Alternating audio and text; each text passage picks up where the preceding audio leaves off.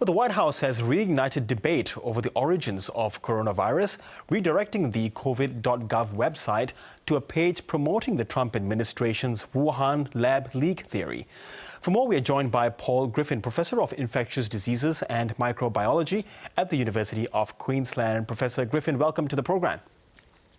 Thank you for having me. Now, the White House official COVID-19 website, it's clearly stating point by point that the virus possesses biological characteristics that is not found in nature, and that scientists from that Wuhan lab displayed COVID symptoms before the virus was discovered in the wet market. What was your immediate reaction when you looked at the site?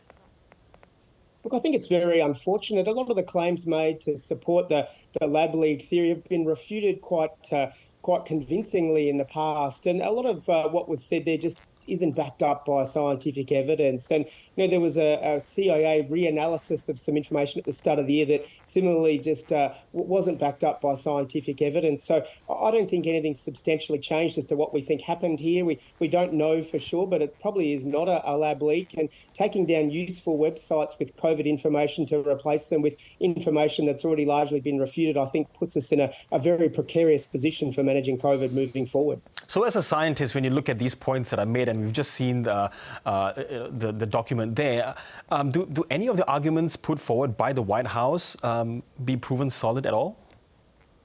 No, not at all. And there's actually lots of evidence that this virus evolved naturally. I mean, if we look at previous coronaviruses, the first SARS in 2002, similarly probably came from animals in a market. There was another similar coronavirus in 2004 that first emerged in a market. And so, we've seen this happen countless times before. 9 other coronaviruses in humans have animal origins, and 7 of those in the last 20 years. And there's many other points that would support the fact that this virus probably evolved in bats. There was probably an intermediary animal that also was involved, and then it made the spillover to humans. So in my opinion, and I think that's shared by many others, that still supports the fact that it evolved from animals that way.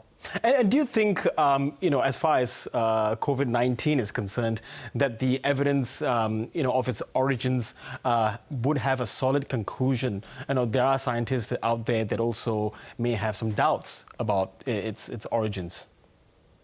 Yeah, the truth is we probably never will prove conclusively. Like so many animal spillover events in the past, it's very hard to know exactly what happened and to find the animals that supported the transmission across into humans. So we probably never will know for sure. I think what the focus really needs to be, however, is on learning from some of our mistakes and how COVID was managed and making sure we're prepared for the next pandemic moving forward. And I think, if anything, we're probably going backwards on that front at the moment. And we haven't heard much in terms of, the COVID-19 vaccine. What has happened over the past few years? Have these vaccines improved in its effectiveness? Yeah, absolutely. So there's been iterative updates to the boosters we've had. As the virus has changed, we've updated our boosters as well. We now have JN1 focused boosters available in Australia, for example, at the end of last year. And there's lots of work happening to improve on some of the shortcomings of these vaccines. I mean, while it's unquestionable they've made a massive difference to our battle against COVID, they're far from perfect, and there's lots of great work trying to improve on some of those limitations of the existing vaccines. Yeah, so when it comes to that, going back to that White House website, putting out theories like that as official government position, what might be the consequences, from the public health point of view?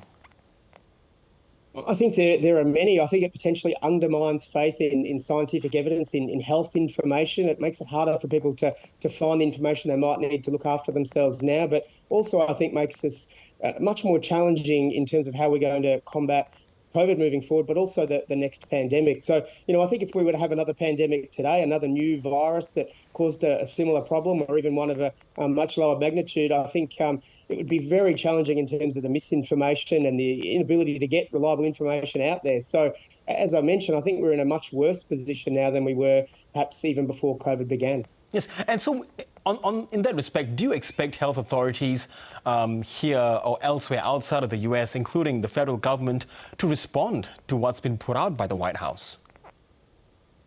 It's challenging. I mean, I'd like to think that we do try and make sure there is reliable information out there about COVID, but probably the debate about its origin is probably not the best focus of our attention now. I mean, I think there is good scientific research that's still happening, but I think authorities should probably try and promote what we want to do from here in terms of maintaining vaccination, testing, surveillance, access to antivirals. COVID is still a big problem for us and will continue to be. And I think we need to have a response that addresses it now and into the future. Okay, Professor Paul Griffin, really appreciate your expertise on this. Thank you so much. Thank you.